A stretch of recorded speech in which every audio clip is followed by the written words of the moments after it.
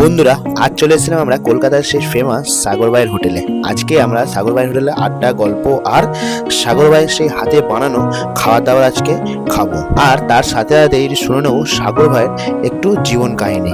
একা হাতে দোকান বাজার সামলে একটা স্পাইস হোটেল চালাচ্ছে আমাদের এই ছোট্ট সাগর ভাই।